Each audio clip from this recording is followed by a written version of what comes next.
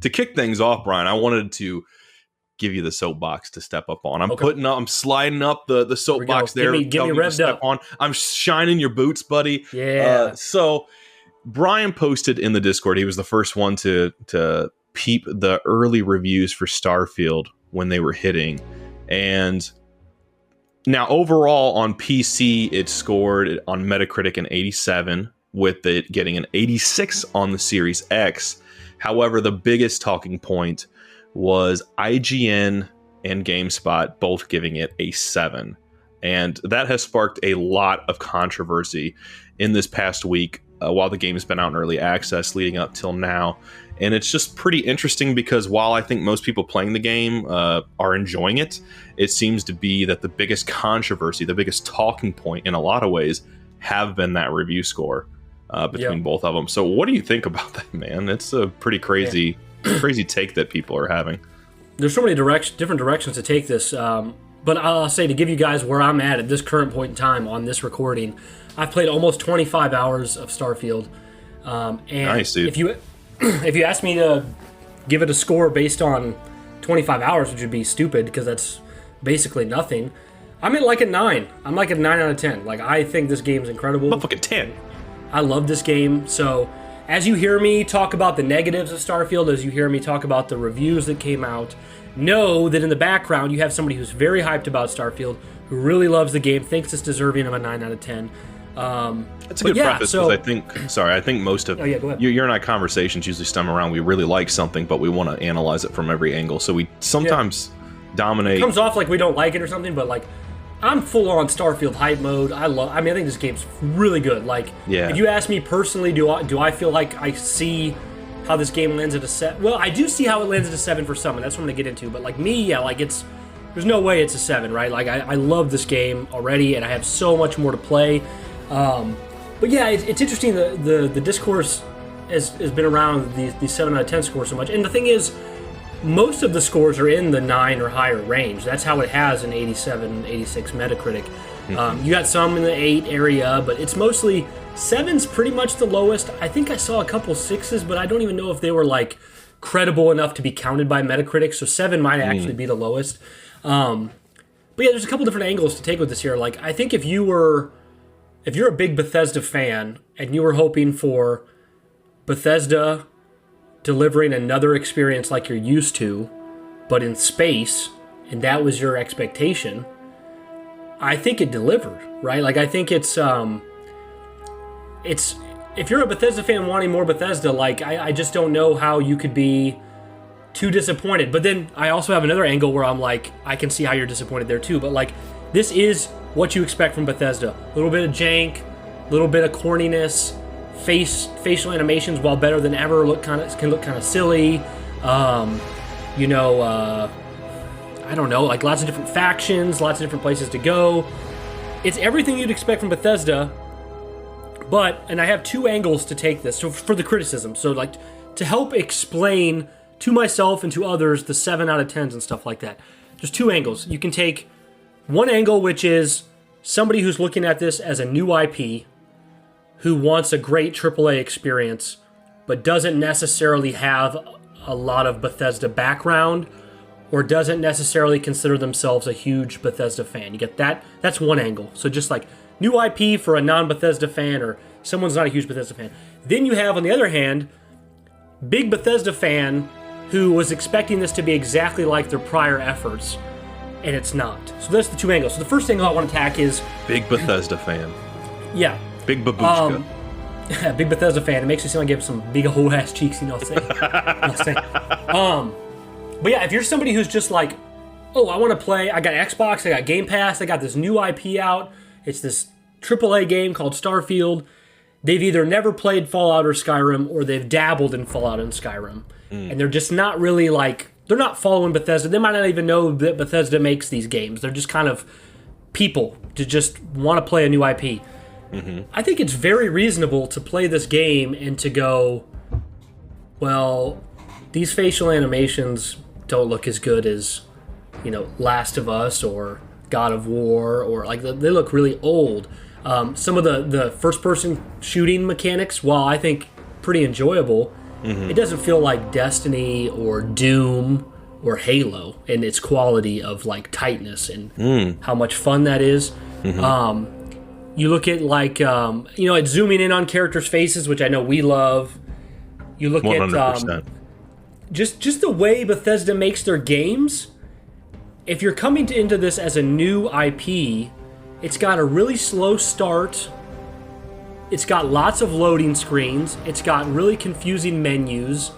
Lots of systems that are working, buy a ship, upgrade a ship, build a base, build different pharmaceuticals. Like you can build, make drugs or build health packs or whatever. Work on your establish weapons. Like a Walgreens on a moon. Maybe you could just name the planet Walgreens. It'd be a lot cooler if you could. Yeah. But there's so many systems and there's not enough tutorials, and it's a slow start, and there's loading screens constantly, and the game is I don't know if I can think of a single game that's more fixated on fast traveling than this one, which is so silly, which is kind of crazy because I've heard my brother for years, in the past we played Bethesda games, Creighton would be like, "Oh, I'm not going to use fast travel at all in my first playthrough. I'm going to walk to every town. I'm going to walk to every city." Yeah, I get that. I'll take the horse and buggy that I can pay to drive there. I'll take a horse, but I'm not going to fast travel. You have to fast travel in Starfield. Starfield's space exploration doesn't really exist in the way you'd picture it. It's just fast travel with a menu scheme that kind of you're in a ship and you're controlling it and you can have dogfights, but it kind of acts as like a really spectacular menu to where you're going to fast travel. You can't really fly to planets and orbit them and land them.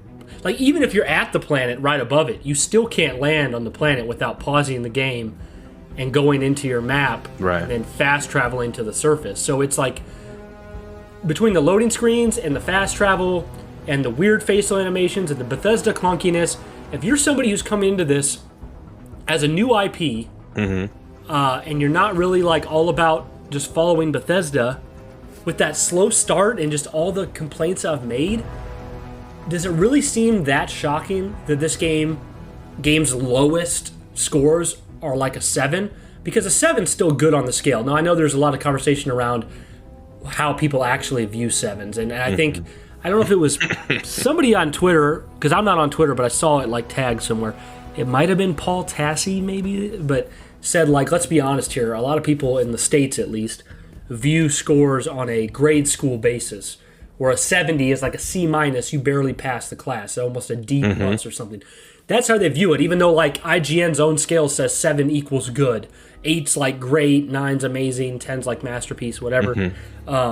So I think if you're coming into this as a new IP and you don't have all these Bethesda prior experiences, I think it's very easy to picture a 7. It's so slow to start off. It's so confusing. There's not much tutorials.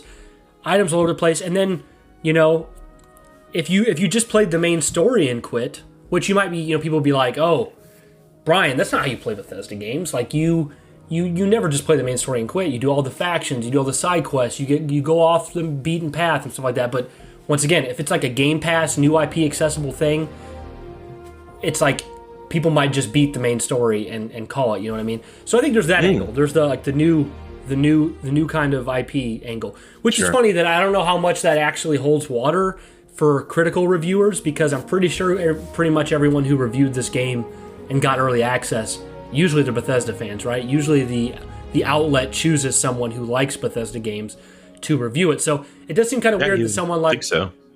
Yeah, I know IGN's reviewer, that the one that everyone talks about the most is Dan Stapleton, and he likes Bethesda games. He gave Fallout a 9.5 or something, Fallout 4.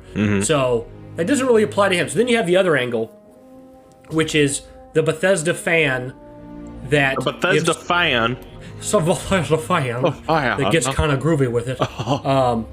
Sugar. That is coming into this game expecting to get what they got out of prior Bethesdas, and a lot of it's not there. There is no step out moment in this game where you walk out, you walk out of Vault.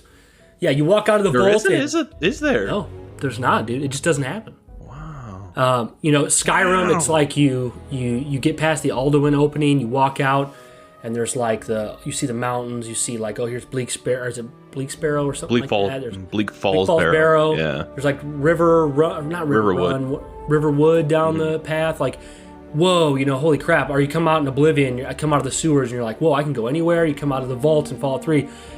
Even Fallout 4, which is a game that I think is probably Bethesda's most heavily criticized, you do have a step out moment there too. You go underground because the nukes are coming off, and then you come back out and the world's changed.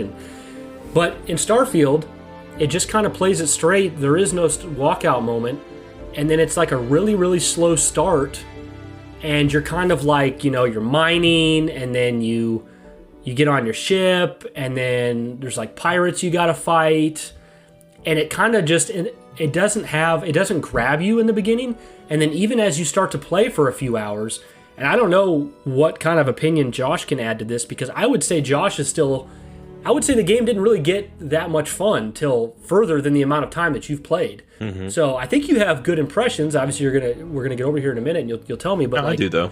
I feel like it might be less than it might be closer to 10 hours where the game really starts to feel like you start to get the groove of like, oh, okay, I kind of get this. Like, yeah, there's lots of loading and fast traveling, but without going what the game into plot spoilers, because we don't want to do that for you guys listening, but. Why am I seeing so many people say that? What is it that makes it feel like suddenly there's like an opening up moment in terms of just the quality increase? Well, I think, and this is, I was kind of going to go right into this anyways. For someone like Dan Stapleton of IGN giving it the 7, and he's used to playing prior Bethesda games, what's the one thing we've all said? I think you, me, and Creighton have probably said it on this very podcast. When you get a Bethesda game, a lot of times, what do? The second you get freedom, which is usually very early, you just kind of run off in a direction. Right. And you see what shit happens. You're like, maybe I went to Bleak Falls Burrow. Maybe Creighton ran all the way to Solitude, and you went to Whiterun, and maybe you encountered a dragon at 3 hours in, and I encountered a dragon at 25 hours in. And it's like, oh, dude, you hadn't started the main quest yet? Holy shit. And there's all these different things you can do and things you can stumble across, and that's what a Bethesda game feels like. It feels like you can go anywhere and have rich content. Mm-hmm. That's not Starfield. That's not Starfield at all. It's got a linear opening with no step-out moment, and then you get in space, and this is where it starts to hit you that you're in space and there is no real space travel. It's using a map and fast traveling and loading to these places. And then you get on your first planet, and you think to yourself, I want to do what I do in other Bethesda games. I'm going to run off into the sunset. I'm going to see what happens. Mm-hmm. Well, most of the time, any planet you land on, you do that, you realize there's nothing there. Like, there's really nothing there. The planets are barren, or they'll have, like, an outpost with some pirates you shoot, or, like, some random, like, alien creatures you can shoot, but, like, in most instances, if I land on a planet and I just run around, I'm not going to run into anything that's special. Sure. And that's got to be like a gut punch to so many like big Bethesda fans, because that's never happened before. In Elder Scrolls, Fallout, you've never just ran in one direction and just seen endless fields of nothing with no NPCs, no, you know what I'm saying? You look like you want to say something, Josh. Yeah, is it similar to Mass Effect in the sense that the hub areas or where they offload the side quests that kind of take you beyond? Yeah, and it's definitely the Uncharted Worlds feeling of Mass Effect 1. Okay. Where, like, you go... And that's the thing, is, like... That's what I've heard. They have worlds that are built for quests and stuff with, like, cities and all that. Mm-hmm. But if you try to venture beyond... I mean, I haven't... You gotta understand, guys, I've only played, like, 25 hours. If you try to venture beyond even some of those planets that have the big cities... When you venture out, a lot of times you're still kind of going out into nothingness. There's not... Because what they've kind of done is where, like... This is how I picture it. If you look at Skyrim or Fallout, you have, like, a flat map. And they pack that map full of content. And you just go wherever. So dense. But it feels like for Starfield, they're like, well, since you're going to have this whole galaxy with 1,000 planets, they took probably even more content that is in all of Skyrim. But they took it and they pieced it out. And then they placed it in planets all over the place. So then what you end up having is you have a game it's more content rich than maybe even Bethesda's best work, but it's spread out across planets, and the planets are so large, it kind of just, like, it feels like it's there to be, it almost feels like you arrive there to do the thing and then you leave. You know, where that's never really been how it is. Also, like when you play like Skyrim, you can be like, oh, I'm making my way to do the main quest, and then you get, Dark Brotherhood quest. You start doing that. Right. And then you get sidetracked by companions, and then you get sidetracked by Thieves Guild, and then before you know it, you're 78 hours in, you're still at the beginning of the main quest. I'm not saying that can't happen, because it definitely can happen in Starfield. I mean, I'm kind of doing something similar right now in my playthrough, but it feels less likely for you to want to do that because it's so split up. It's so segregated. It's like, I mean, it's constant loading and split screens. Or why did I say split screens? Loading screens and fast travel. It's constant because I gotcha. I mean, you leave if you want to leave the planet, fast travel. If you want to go from somewhere on the planet to somewhere else on the planet, fast travel. If you want to go back out to space, fast travel. You go land in another orbit of another planet, fast travel. So it's just, I think because like I've kind of tried to give like the two different perspectives here of a disappointed Starfield person. Like I said, you have the person where it's a new IP, not a lot of Bethesda experience. Then you have like your Dan Stapleton of IGN, where he has a lot of Bethesda experience, but he has these expectations for what the game should be. And I know somebody might be saying, well, Brian, expectations, that's kind of his fault. Yes, when it comes to hype, but I don't think it's his fault, and I'm not even trying to like single out Dan Stapleton. It's just the one everyone talks about is that 7. Yeah, he's gotten very harassed on Twitter. I feel bad. I feel bad too. He's just doing his job, even if you don't like the score. Absolutely, and I'm sure nobody complained about his 9 point. I mean, people probably complained, but like overall, by comparison, people didn't complain about that 9.5. Was it Brian McCaffrey that gave Alien Isolation the 4? Yeah, I actually screwed it up, Josh. I think it's a 5.9, but still. Okay, but either way, I thought it was a 4, but I think I heard it was actually 5.9. We revert to that a lot in conversation between us, but yeah, I mean, that's ballsy. At least they have the balls to do that, even though that seems completely untrue. But continue. But I think I really understand where people like Dan or whoever reviewed it with GameSpot. I think, I feel like I got some of my voice going on today. You're fine, dude. You're fine. It might be that West Virginia twang. I'm the guy that's like, I go to the drive-thru and I'm like, let me get a burger. Just speak up, you fat. Yeah. But no, I really understand where he's coming from, because if you look at a Bethesda fan prior, you get in this game and it's got a really slow opening, kind of linear. No wow moment where you step out and you look at the world, and you're suddenly bombarded with menus and loading screens and fast traveling and disjointedness in a way you've never felt in a Bethesda game before.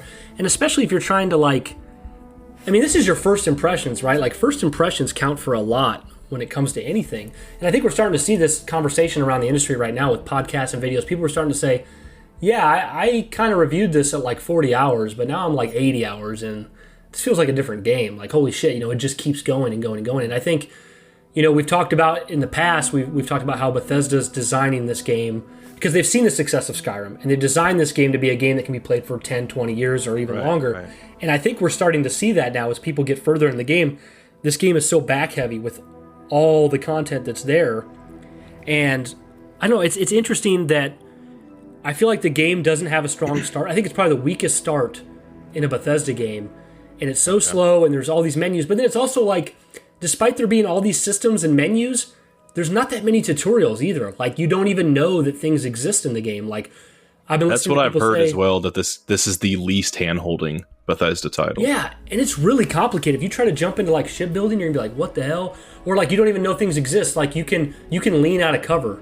You can take cover and then lean with your gun around the corners. Like, I didn't know that, but yeah, some people. I played for 3 or 4 hours, so yeah. But I mean, like, they don't tell you. It never tells you that. True. So like, there's things like that that aren't explained to you. When you try to, this is so great that I've heard other people say the same thing, because I thought, man, I feel like an idiot. I know I saw from the back at E3 when they showed off, you could hail or board a ship. I was like, I'm going to do that. So I'm in space and I'm flying towards the ship, and I'm thinking that the hail/board option is going to come up when I hover over the ship, and it just keeps not coming up. And I eventually just slowly fly right into the other ship and bounce off it like bumper cars. And then I'm like, what am I missing? So then I try to line my ship up so that like the bottom of my ship is like lined up with the top of their ship, so like maybe I can connect. And I can't figure it out. And it's not that complicated. All you have to do, you have to press your scanner on, turn your scanner on, and then press A over the ship, and then it'll come up with board. But I didn't. But they don't tell you. Me that. I see. It didn't tell me that. So there's all these complicated systems, all these complicated, convoluted menus, loading screens. That's good to know ahead of time. Yeah, and then there's no tutorials for it all, and it just feels so different from what you'd expect from a prior Bethesda experience. I mean, and even stuff like, I know, Josh, you were actually the first person to say it, but I thought it immediately too, was there's no way to switch your gun.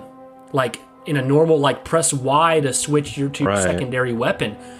Only thing you can do is set a gun to a D-pad option hotkey, which is fine, but, like, it just feels kind of, like, I just kind of expected, like, at least like a Halo or any game, Battlefield, Call of Duty, press a button, switch to the other weapon real quick, but it sucks too if you get, like, a new weapon that you want to use, and you haven't hotkeyed it yet, and you're in the middle of battle, and you run out of ammo in the weapon you're in, and you haven't hotkeyed it, then you gotta pause, then you gotta go into your inventory, then you gotta select it, and it's like, it's so cumbersome, and I feel like anybody who's reviewed this game and spent 70 hours playing it, at least 10 of those hours, if not 20, were spent in menus, loading screens, fast traveling. So I feel like the critiques for this game are very real for both your new to Bethesda people and your Bethesda fans of old. I really think it's fair. Now that I've gotten that out of the way, and I've pretty much, alongside making those kind of like stances, I've pretty much told you what I think's wrong with the game. I mean, it's everything I've just said. It's the menus, it's the constant loading, it's the disjointedness of the experience. I think that I immediately, when I first started playing, I was saddened by what space travel was, because now I've looked over the footage. I don't think Bethesda ever lied to us, but like, here's what we knew going into this game. We knew you couldn't do the No Man's Sky thing where you just kind of like leave the planet and go directly through orbit into space. We knew that because I remember we talked about it in the Discord and stuff. People would be like, I'd be like, man, I kind of wish we could do that. And Wesley and people would be like, I don't even care about that kind of thing. And I'm like, okay, that's fine, whatever. But I feel like there was a general assumption that when we went through our load screen and we got to space, we'd be able to do something when we were in space. I think we for sure assumed that. I feel like through the corpo speak, they make it sound like that was the case. Yeah. But there was some, Todd Howard sweet little lies in there. Yeah, right. Peppered in, unfortunately. A little bait and switch. Not by intention though, but when you show go ahead. Oh, I'm sorry, I didn't mean to. I really cut. No, you're fine. I was just gonna say when you show a little bit of footage, or when you show a lot of footage, and then you put in some speak here and there, people's minds are going to fill in the blanks. So I'm sure there's a little bit of truth to them baiting and switching, but also a lot of truth of people just building that game up in their minds of what you could do versus what you can actually do. I think it's really hard to not build it up in your mind, because they show you, like, loading screen into space. They show you controlling your chip, your chip, controlling your Lay's potato chip in space. Yeah, don't worry, even though somebody could probably craft a ship that looked like a Lay's potato chip. Honestly, it'd be pretty cool. They show you controlling your ship in space, moving it. They show you that you can move over your power to your thrusters, your lasers. They show you dogfighting. They show you boarding. They show you hailing. They show the planet in front of you. Mm-hmm. There's no reason why you wouldn't paint a picture in your head that this actually allows for space exploration. But you get in the game and you realize what it really is when you travel to the orbit outside of a planet, your ship is kind of just statically outside the orbit of the planet, and you can do dogfighting if there's ships there. You can hail ships if they're there, board ships if they're there, but it's almost like a glorified loading screen. And I don't want to make this comparison, but I'm going to, because I literally can't think of anything else. Fable 3. In Fable 3, when you pause the game, it goes into a gameplay area. It's like it's like almost like a house. You have a butler and several rooms. So when you pause the game, like, you literally press the pause button. I remember you telling me this way back. Yeah. You don't go to it, like, the menu doesn't pop up in the game freeze. That doesn't happen. No, when you press the pause button in Fable 3, your character goes to a house with a butler and several rooms. In one of your rooms, you have your apparel. Another room, you have your trinkets. Another room, you have your weapons. There's like a map table in the center. So it kind of, like, it feels way better than Fable 3. Like, I don't want to bring Starfield down to that level, but I'm also like, it almost does act as like your pause menu, because it's like, oh, let me go to orbit so that I can then fast travel to another orbit or another planet, or I can land on the planet that I am in orbit of, or I can do a dogfighting battle. But all of it kind of happens on this single screen. So I think that was one disappointment, the exploration there. Another thing, the planets. I think that's been a disappointment right off the rip for people. And I've already spoke on that a little bit too. So many of the planets are barren, right? I know Todd Howard and such, he talked about how there's going to be plenty of planets where there's just nothing there. And that's by design, because that's what real space is like. And they want you to just kind of, land on planets and like expect there'll be nothing, but sometimes find something, and that'll be unique. But it really seems like more often than not, if it's not a designed thing for a quest, these planets are going to be barren and there's going to be mostly nothing to do. Or there'll always be a cave or some pirates to fight. But the thing is, once you've gone in your 7th cave or your 18th random pirate fight, it just becomes like, oh, the auto generator has said every so many planets gets a pirate fight. Every so many planets gets a cavern. So, I mean, once again, and you guys are probably thinking, whoa, 20-some minutes in, Brian, this just sounds so negative. I'm so hyped on this game, guys. But you can really see here, especially for people who have only put 25, 30, 40, 50 hours in when they make their review, which I think is just, I think you're doing a disservice to yourself as like a credible reviewer, somebody who's a professional, by reviewing it that early, because it's clear that that was not enough to review this game. But if you're only 25 to 50 hours in, you're looking at the menus, you're looking at the slow start, the no step out moment, the disjointedness, the fast travel, spatial exploration is not what you thought it'd be. Traveling around planets is not what you thought it'd be. This is kind of a joke to me, but technically, if you walk far enough in one direction on a planet, you will be hit with a screen that says return to your ship. But it takes literally like 15 real-life minutes of walking in one direction to hit that wall. So you're never really that's never going to happen to you naturally unless you just say to yourself, I want to see if I can walk around the whole planet. Well, I did see people getting mad about that, and I thought, well, what? Do you really want to just do that? Do you want? Yeah, I'm upset because I thought I was going to be able to. It's the principle. Come on, man. Well, and that's the thing. And this is where I'm about to segue into all the positives and why I love this game. But like, yeah, you can. Somebody asked Pete Hines before the game came out, like, can I walk around the whole planet? And he was like, yeah. It was technically not a lie because you can, but he probably knew what they were asking. Can I literally walk in one line and end up back where I started? Right. You can't do that. So there's a lot of little quality of life issues with the game, some Bethesda expectations that aren't there, and then some expectations for this particular title that just aren't there when you start this game up. So I think what happens is here, you're 20 hours into the game, and it just feels like a disappointment to so many, especially these reviewers who weren't able to hear impressions from other reviewers as much. They didn't know what scores were going to be out there. They're just kind of trying to judge this on their own merits. That's one thing I said in the Discord too, Josh, is I feel like a lot of people don't understand that, like, when Dan Stapleton gave it a 7, or Ryan McCaffrey gave losing my voice here. Ryan McCaffrey gave Alien Isolation a 5.9, or Ryan McCaffrey gave Halo 4 a 9.8. People don't realize that Ryan McCaffrey, Dan Stapleton, these people, they don't know what the other 100 viewers are going to give the score. The embargo drops at the same time. So it's just like you and me, Josh. Like, let's say you and me both got Starfield, and we're going to drop our embargo at the same time. We're not telling each other what the score is going to be. Right. I don't want to be the guy who gave Starfield a 10 when Josh and the other 100 reviewers are all down at the 6 range, because then my credibility is going to look odd, right? It's going to look like, what? Brian, why do you think this was a 10? So like, I feel for someone like Dan Stapleton who's probably thinking, there's going to be a lot of people who see these real issues and they're going to, this is not a, and there's going to be a lot of people who are like, oh, it's a Bethesda title, it's hyped, we got to give it at least a 9. Well, it's a good perspective on him probably just reviewing it to the best of his ability and not having any intentions of trying to trigger anybody, And I've heard from multiple people from IGN. I've heard from Greg Miller. I've heard from Colin Moriarty, Ryan McCaffrey. IGN doesn't do this thing where they're like, they slide a check across the table and they're like, we're getting a lot of money for this review, make sure it's good.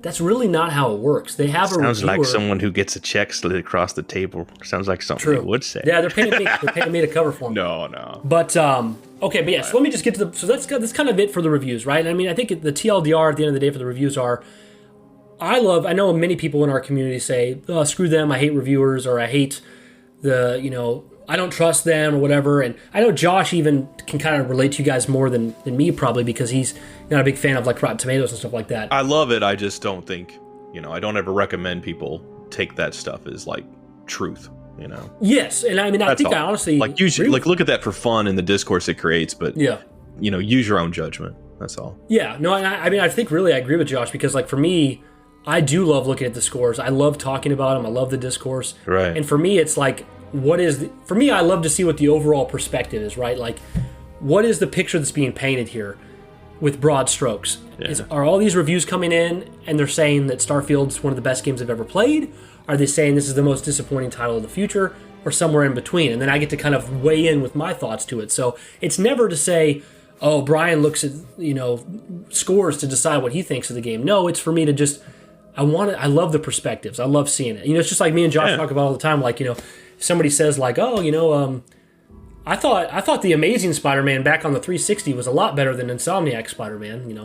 Me and Josh are, yeah. Me and Josh are thinking sure, like, you're not only a clown but an entire circus. You're totally not. You're not proving my point at all right now, Josh. But like, what we typically do, not what Josh just did, is we typically think to ourselves, how in the world could you like the Amazing Spider-Man from the 360 better than the Insomniac one? But then what do we say to that person? We go, oh, really? That's different. What was it? Like, what? Not that you have to explain yourself, but like, what was it about the Amazing Spider? Yeah. And then you never know what someone's going to say. Sometimes it makes a lot of sense. Sometimes when someone will tell me like, oh, well, Amazing Spider-Man is like the last gift my grandma gave me before she passed away, and it means a lot to me, and I have all these feelings. And then you go, oh, well, I'm a dick. I totally see why it's better than it does. We're not getting into objective subjective right now. We're getting into feelings and nostalgia. Like, I get it. For sure. Whenever someone says something like that, I do genuinely just get curious. I want to know that sounds out of pocket. So like, can you just tell me why? I'm not judging. I just want to know why. Like, I got to get in your head. Curiosity. And I got to just understand from your perspective what is so great about this. Because I also just I'm going to picture it in my mind as you talk about it. So please go on. It's that kind of thing. Yeah, exactly. So yeah, I mean, for me, like personally, on a personal level, this game's way better than a 7. But that doesn't mean I think that the 7, as Josh said, I don't think it's out of pocket to say 7. I don't think it's wrong. It makes sense to me how you could arrive at that score. It does make me wonder. I think any good professional reviewer doesn't admit that they're wrong, which sounds bad, but I think it's true. We talk about Ryan McCaffrey's 9.8 for Halo 4. He stands by it. He stands by it. I just think that's ridiculous. But he's never going to say, as a professional, he's never going to say, oh, I screwed up. Don't count that review of mine. The rest I've ever done, I never made a mistake, but that one I did. Or I think it was Greg Miller back at, when he was at IGN, I think he gave Uncharted 3 a 10, and Uncharted 3 is like one of the least favorite in the series. Mm-hmm. So people are like, give him crap for that, and he still says he stands by the 10 or whatever. But I do wonder how many reviewers, I'm not even singling out Dan from IGN, I wonder how many reviewers months from now or even a year from now are going to look back at their score and go, I didn't give that game the time to make that judgment. You know what I mean? Like, it's got to be tough, though. If you're, I used to think I'd want to be one of those guys, like just in the industry, just reviewing games, but I thought I'd hate that because I can't take time the way I want to. You have a allotted window of which you can try to give your best opinion of a game for people so they can use their best judgment. That's tough.